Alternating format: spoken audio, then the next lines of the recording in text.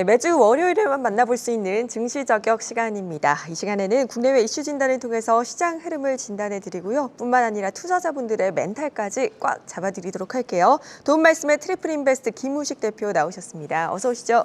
네, 안녕하십니까.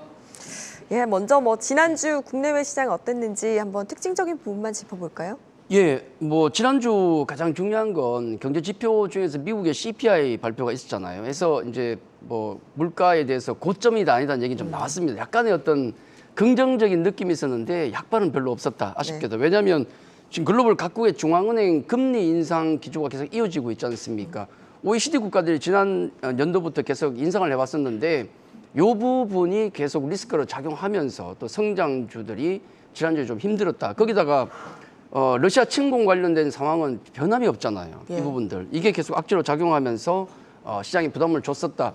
글로벌 증시가 무거웠었는데 우리는 그래도 시장 지수 변동성은 미국보다는 낮았어요. 왜냐하면 미국은 지금 S&P 500의 그 시총 탑 종목들이 뭐냐면 우리 아시다시피 애플이나 마이크로소프트, 아마존 등등이지 않습니까? 테슬라 이런 종목들이 하루에 막 3%에서 5% 움직이니까 변동성이 심했는데 우리는 그나마 변동성은 좀 약했다. 지수는. 다만 종목들 변동성은 만만치 않았죠. 제일 아쉬운 건 여러 번 말씀드렸지만 삼성전자의 이 저가 경신이 계속 아픈 부분이었고 예. 반면에 이슈나 모멘텀 있는 종목 섹터 같은 경우는 좀 활발하게 움직였다. 특히 이제 지난주는 애플카 관련주들 굉장히 강했고 또 사회적 거리두기 얘기가 계속 나오면서 리오프닝이라든지 일부 콘텐츠 관련 기업들 또 이제 수주 모멘텀의 조선주들이 지난주에 아마 가장 좋지 않았을까 하는 생각이 들고요. 그다음에 또 테마주로서는 한 템포 죽었던 또 사료주들이 또 급등하면서 이슈와 모멘텀 있는 종목들만 활발한 움직임이 좀 보였지 지수는 역시나 무거웠다. 그렇게 정리할 수 있겠습니다. 한 가지 좀 여쭤보고 싶은 게 성장주라든지 기술주들 흐름 앞으로 어떻게 보세요? 어느 한쪽에 치우치면 안 될 것 같아요. 지금 제가 이제 전략에서도 말씀드리겠지만은 가치주냐 성장주냐 이건 저는 의미가 없다고 보는 게 네. 가치주라 그러면 대표적인 게 우리 삼성전자와 현대차 아니겠습니까? 왜 못 가겠습니까? 그럼 성장주 중에서 대표적인 기업들이 있는데 걔들은 또 왜 못 갈까? 지금은 어떤 약간의 과도기적인 상황이 있기 때문에 양쪽에 섞여 있는 하이브리드 성격의 종목 쪽에 관심을 가지는 게 지금 가장 좋지 않을까 해서 너무 가치주다 성장주 논리에 휩싸이면 안 되겠다 말씀을 좀 드리도록 하겠습니다. 네, 이렇게 지난주 시장에 대해서 간단하게 짚어봤는데 이번에는 이번 주에도 굉장히 예정된 일정이 많습니다. 일정들부터 한번 확인해 보도록 할게요. 월요일 18일에는 2022년 IMF-W 회의가 24일까지 열리고요. 또 중국의 1분기 GDP가 발표가 됩니다. 또 한국의 거리두기가 전면 해제가 되지요. 화요일 19일은 시카고 연은 총재의 연설, 또 존슨앤존슨 넷플릭스의 실적 발표가 예정되어 있고요. 수요일 20일에는 샌프란시스코 연은 총재의 연설, 또 테슬라가 실적을 발표합니다. 목요일에는 미국의 4월 필라델피아 제조업 지수, 또 미국의 3월 컨퍼런스 보드 경기 선행 지수가 발표가 되고요. 미국 베이지북이 공개가 됩니다. 한국에서는 3월 PPI가 발표가 되고요. 마지막으로 금요일 이후에 4월 마켓 PMI, 또 미국의 4월 마켓 PMI가 발표가 됩니다. 이 중에서 어떤 부분들 저희가 눈여겨보면 좋을까요? 예, 우리가 지금 여러 가지 일정들을 살펴보는 것은 지금 현재 우리를 누르고 있는 이런 압박들이 언제쯤 해소될까 그래서 보는 거거든요. 경기 둔화 우려, 러시아 침공, 그다음에 또 중국 문제, 인플레이션, 그와 연동된 각국 중앙은행의 금리 인상 이런 이슈들이 지금 변치 않고 있다는 거. 특히 제일 중요한 건 이 인플레를 막기 위해서 어차피 각국의 중앙은행 제일 책무가 인플레를 막는 건 아니겠습니까? 그러다 보니까 긴축 모드가 점점 강해지고 있는데 과연 우리 경제와 정시가 이 긴축 모드를 견딜 수 있을 것인가 그런 관점에서 역시 경제 지표라든지 실적 체크하는 게 필수다라고 봐야 되겠죠. 이번 주도 굉장히 많은데 특히 이제 월요일부터 시작되는 IMF와 월드뱅크의 중계 회의가 되겠는데 여기에서 두 가지를 봐야 됩니다. 첫째는 아마 글로벌 경제 성장률을 낮출 겁니다. 이게 어느 정도까지 낮추는지 그런 부분들을 체크해야 되겠고 두 번째는 그 회의에 또 파월 연준 의장이 참석을 하거든요. 과연 또 파월 연준 의장이 또 경기와 여러 가지 금리 상황에 대해서 뭐라고 얘기를 할지 이 부분 체크하는 게 굉장히 중요하고 경제 지표는 중국의 1, 4분기 GDP라든지 또 3월 생산자 물가 또 미국, 유럽의 제조업 지표도 있으니까 이것도 별것 아닐 수 있지만은 또 크게 확대하려면 커질 수 있거든요. 그래서 꼭 17을 체크하는 게 중요하겠고요. 또 이제 연준 인사들의 연설이 또 이번 주에도 계속 이어지는데 사실 지난번에 우리 그 블러드 총재가 올해 3.5%까지 올려야 된다는 가장 센 말을 했거든요. 이제 그 이후에 이것보다 더 센 건 나오기 힘들다는 생각이 듭니다. 근데 또 알 수 없지 않습니까? 연준 인사들이 어떤 돌발적인 또 우리의 예상을 뛰어넘는 어떤 수치를 발표할지 아니면 내용을 발표할지 이것도 조금 지켜보는 게 좋겠고 특히 이제 이번 주에 중요한 건 본격적인 실적 시즌이다. 우리도 이제 속속 발표를 계속 하고 있지만은 특히 미국의 BOA도 중요하겠지만은 존슨앤존슨도 중요하겠지만은 또 우리 서학개미분들이 관심이 많은 종목 테슬라, 그렇죠. 넷플릭스 우리 그 요즘 그 볼 것도 없는데 자꾸 구독료 올라서 끊어버리고 싶은데 실적 발표가 나오거든요. 아마 제가 방금 말씀드린 이 내용과 관련된 게 굉장히 중요하게 다뤄질 겁니다. 그래서 넷플릭스 지금 리오프닝 모든 게 새롭게 이제 엔데믹 쪽으로 가고 있는 상황에서 과연 넷플릭스가 어느 방향으로 갈 것인가 거기에 대한 아마 지침을 보여줄 것 같고 또 우리 서학개미분들이 가장 좋아하는 이 우리 테슬라 같은 경우도 실적이 과연 어떻게 나올지 또 요즘 일론 머스크가 또 핫하지 않습니까? 그렇죠. 여러 가지 문제로 해서 과연 또 어떤 또 재미난 이슈를 만들어낼지 그 부분을 또 체크하는 게 중요하다. 특히 성장 대표주지 않습니까? 넷플릭스와 우리 테슬라 같은 경우는 이들 종목과 그다음에 실적 그리고 그 흐름에 따라서 우리 성장주의 영향이 매우 크기 때문에 가장 핫한 아마 이슈가 될 것이다.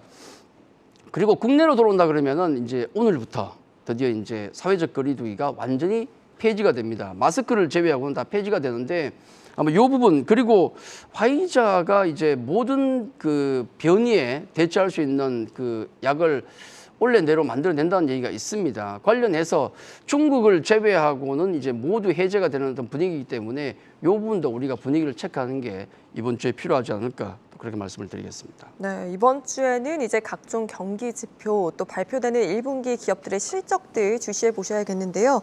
오늘부터 시작되는 우리 시장 전망 어떻게 보십니까? 그렇죠. 뭐 이번 주에 전망을 놓고 본다 그러면은 한마디로 말씀드리면 지난주와 별다를 게 없다. 약간 좀 아쉽죠.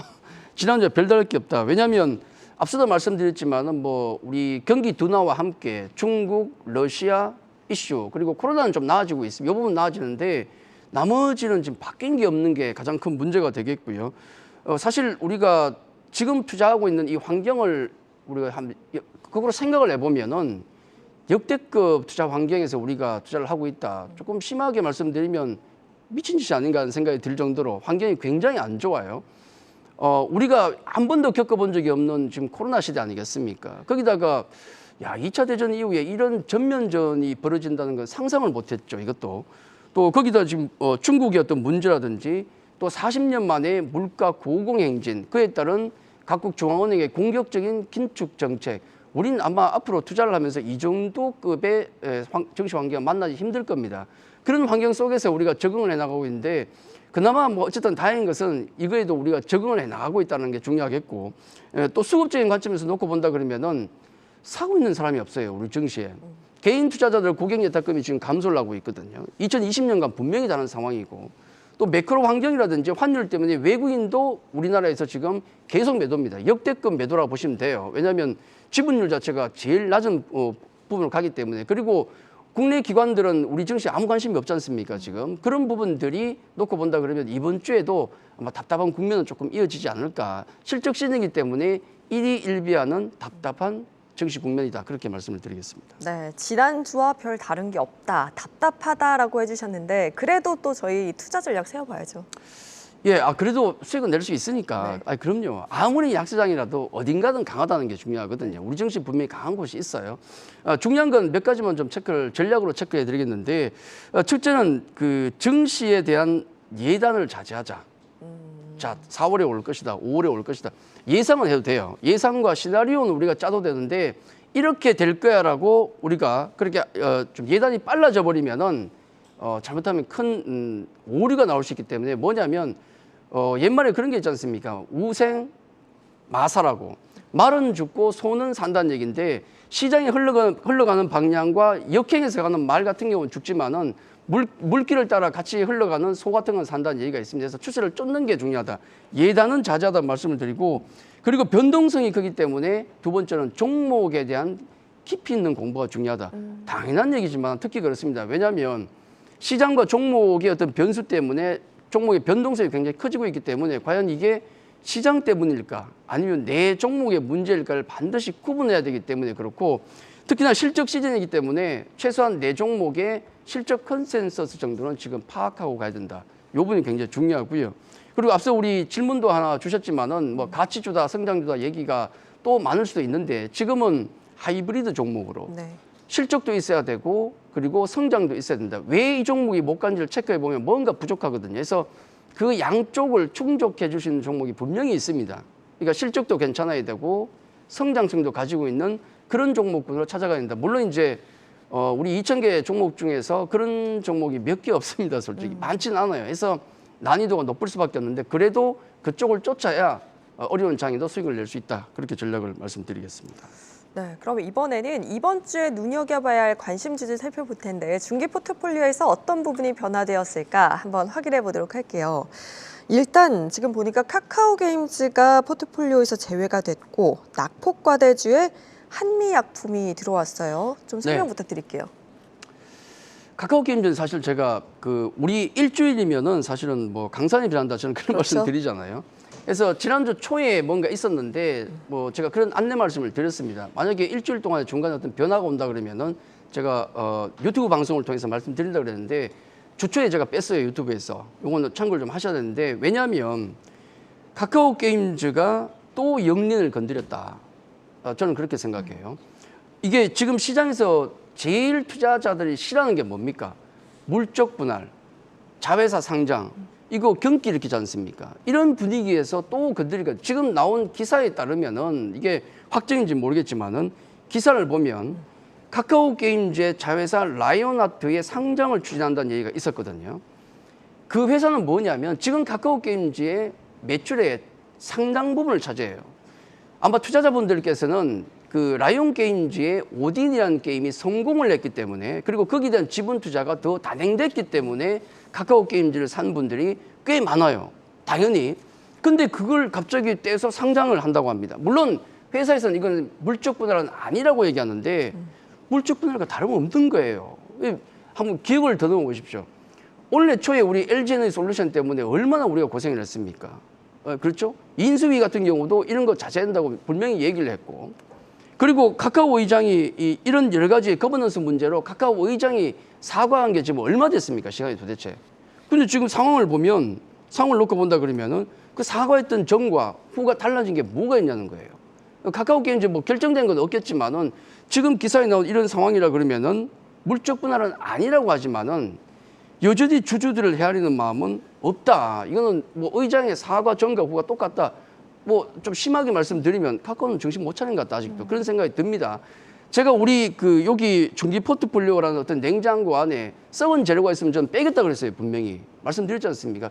그런 관점에서 어쩔 수 없이 뺀다. 여기에 대한 아마 다른 얘기가 나올 때까지는 관심을 가질 수가 없다는 말씀을 좀 드리겠고 오늘 그 한미약품을 또 편입한다고 말씀드렸는데 이제 신선한 재료죠. 새로운 재료를 하나 집어넣는데 냉장고에. 최근에 리포트 보시면은 목표가가 올라가는 종목이 거의 없어요. 대부분의 목표가가 좀 내리는 과정인데 한미약품은 최근에 목표가가 올라가고 있습니다. 굉장히 좀 특이한데 왜냐하면 한미약품이 제가 앞서 말씀드렸던 실적과 성장을 겸비한 몇 안 되는 종목이다. 저는 그렇게 보고 있습니다. 이번에 아마 기억하실 텐데 금리 인상 이슈 때문에 우리 시장 고민을 많이 하면서도 걱정을 많이 하면서도 그리고 급락이 나오면서도 미국의 헬스케어주들을 보시면은 굉장히 괜찮았거든요. 네. 52주 신저가도 나오고 신고가도 나오고 하는 흐름을 보이는데 예를 들어 우리 바이오주와는 좀 달라요. 한미약품을 바이오주로 접근하시면 안 되고 헬스케어 제약 쪽으로 접근하셔야 됩니다. 그렇게 말씀을 드리는데 지난번에 이제 올라갔던 여러 미국의 헬스케어 기업들을 보면 화이자가 지금 퍼밸류가 9배 정도밖에 안 됩니다. 워낙 돈을 많이 벌었으니까. 거기다가 대부분의 헬스케어 종목은 한 30배 전후 정도의 퍼밸류를 가지고 있을 정도로 실적과 성장성을 가지고 있다는 말씀을 드리는데 아마 한미약품이 거기에 해당되지 않을까. 한미약품 같은 경우는 안정적인 실적 성장을 가지고 있고 또 30여 개의 파이프라인까지 가지고 있죠. 요번에 북경 한미 같은 경우도 실적이 꽤 좋다고 합니다. 왜냐하면 호흡기 질환, 감기 관련 약품이 굉장히 많이 팔렸다고 해요. 코로나 때문에. 실적 같은 경우도 1, 4분기 굉장히 잘 나올 걸로 보고 있고 거기다 하반기부터는 주요 후보 물질의 또 성과가 있을 가능성이 높다. 가능성이죠. 예, 그런 가능성을 놓고 보면 성장과 역시 안정적인 실적을 모두 가지고 있는 종목, 지금 시대에 맞는 종목이 아닌가 하는 말씀을 좀 드리는데, 지금 요 차트를 잠깐 보시면은 이건 차트라 생각하지 마시고 그림이라 생각하시면 돼요. 2012년부터 지금 2022년 한 10년의 그림을 보고 계신데 2015년에 그때 폭등하던 게 보입니다. 저 당시에 한미약품이 이제 급등할 때가 라이센스 아웃이 막 터질 때였거든요. 그 이후부터 우리 바이오 붐이 나왔고 지금은 고생을 좀 하고 있지만은 시장 흐름을 주가 흐름을 놓고 본다 그러면 안정기에 들어가 있고 차트상의 흐름을 놓고 본다 그러면 2022년은 뭔가 조금 달라질 수 있는 그림을 만들어주고 있다라는 걸 본다 그러면 시기상으로도 아마 한미약품을 편입하기 좋은 타이밍이 아닌가 그렇게 말씀을 드리겠습니다. 네, 그러고 지난주에 보면은 업종으로 봤을 때 조선주가 상당히 좋았습니다. 우리 포트폴리오에도 경기 민감주에 현대미포조선이 있는데 계속해서 가져가는 게 좋을까요? 그렇죠. 지난주에 이제 우리 냉장고 파먹기 한번 했지 않습니까? 안에 숨어있던 종목들 몇 개 말씀을 좀 드렸는데 그중에 이제 우리 경기 민감주 뭐 동국제강, 현대건설도 있었지만은 동국제강, 현대미포조선 지난주에 한번 제가 언급을 드렸었는데 현대미포조선이 한 주 만에 20% 급등이 나왔고요. 동국제강이 11% 급등이 나왔죠. 그러니까 결국은 갈 놈은 간다라는 그쵸. 말씀을 드렸는데 결국 움직였다는 말씀을 드리겠고 다만 현대미포조선 같은 경우는 한 주간 20% 급등입니다. 단기적인 부담이 있어요. 상승 채널형을 가지고 움직이기 때문에 중기적인 흐름은 저는 여전히 괜찮다고 보겠지만은 단기적으로 볼 때는 상승 채널의 상단입니다. 그래서 네. 뭐 신규 매수라든지 추가 매수 같은 경우는 조금 조정이 나올 때 봐야 되지 않겠는가 말씀을 드리겠고 요 종목들은 여전히 그대로 중기적으로 볼 때는 가져가겠다는 말씀을 다시 한 번 더 드리도록 하겠습니다. 그리고 굉장히 우리 투자자분들 많이 궁금해하실 것 같아요. 삼성전자 정말 연일 하락하고 있는데 왜 포트폴리오에 편입을 안 하시나? 낙폭과대가 아닐까요? 낙폭과대를 넣을 수 있죠. 네. 근데 아직은 제가 안 넣고 있고 당분간 넣을 생각이 없습니다. 아마 삼성전자 고민이 굉장히 많으실 것 같은데 제가 그 섹터 애널리스트가 아니고 뭐 전략가 그리고 포트폴리오 매니저의 입장에서 제가 삼성전자를 좀 설명을 드린다 그러면 왜 지금 안 가는가? 지난번 우리 실적 발표회 리포트 한번 나온 거 보십시오. 한 10여 개 리포트가 나오는데 평균 목표가가 97,000원 정도입니다. 그리고 2, 4분기 예상 실적이 14조 6천억이 나와요. 영업이익으로 볼 때. 그러면 지금 실적 같은 경우 여전히 성장하고 있다는 게 보이지 않습니까? 거기다가 지금 그러면 퍼밸류 지금 얼마나 싼가 비싼가를 생각해 보면은 퍼밸류가 작년 실적 그러니까 뭐 트레일링 PR로 본다 그러면은 한 11배에서 12배가 되고 삼성전자가 올해 실적 포워드를 보면은 거의 한 9배 정도 되거든요. 그럼 9배면 싼가 비싼가를 생각해야 되는데 우리 증시 전체적으로 평균 놓고 보면 PR이 한 10배 나올 겁니다. 네. 그러면 대충 삼성전자가 더 싸네라는 생각을 가질 수 있잖아요. 성장도 한다 그러고 실적도 늘어난다 그러고 퍼밸류도 싼데 왜 못 올라가는가? 그 이유는 간단해요. 왜냐하면 기관과 외국인이 안 사고 있습니다. 왜 그들이 안 살까? 싼데 왜 안 살까? 그게 중요하거든요. 매력이 없기 때문에. 지금 매력이 없는 거예요. 우리가 테슬라든지 애플과 비교해 볼 때 성장 매력이 없기 때문에 그렇다는 말씀을 좀 드리겠고 그리고 그러면 삼성전자가 언제쯤 올라갈 것인가를 생각하면 싸다 그랬지 않습니까? 네. 싸니까 싼 이유가 있을 것이고 그 싼 이유가 없어질 때 올라가거든요. 왜 삼성전자가 못 올라가냐면 왜 싼 게 왜 이렇게 지속되고 있냐면 결국은 매크로 변수일 가능성이 높습니다. 지금 러시아든 중국이든 금리 환경이든 이런 부분들이 영향을 주는 것이고 삼성전자는 IT 대표주기도 하지만은 우리 한국을 대표하기 때문에 그렇죠. 매크로 영향이 크게 받을 수밖에 없어요. 이게 해결될 때 올라간다는 말씀을 드리겠고 그러면 그런 마지막 질문이 나오죠. 그러면 그런 매크로 환경이 언제 좋아집니까? 이 답이 없죠. 그렇죠. 중국 환경, 러시아 환경. 근데 네. 이걸 다 체크할 필요가 없어요. 그 신호가 되는 것은 딱 두 개를 보시면 되는데 환율과 네. 외국인 수급 이것만 보시면 돼요.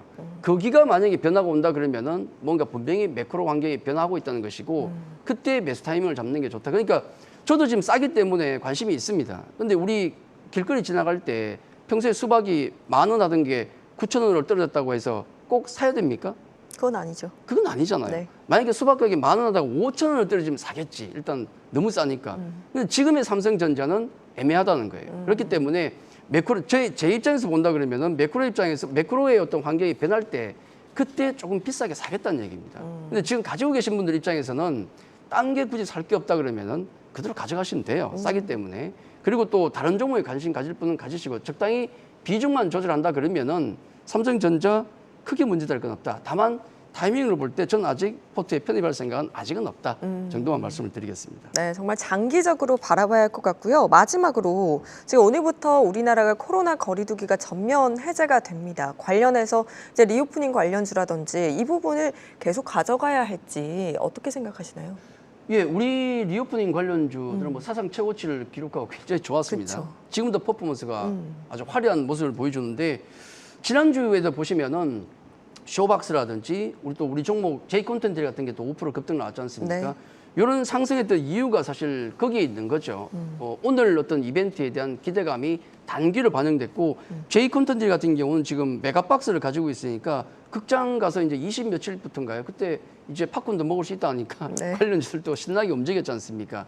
근데 이제 우리가 잘 생각해 봐야 될 게 오늘 전면 해제되는 게 물론 2주 후에 또 마스크 같은 경우도 다시 체크를 한다 그러는데 네.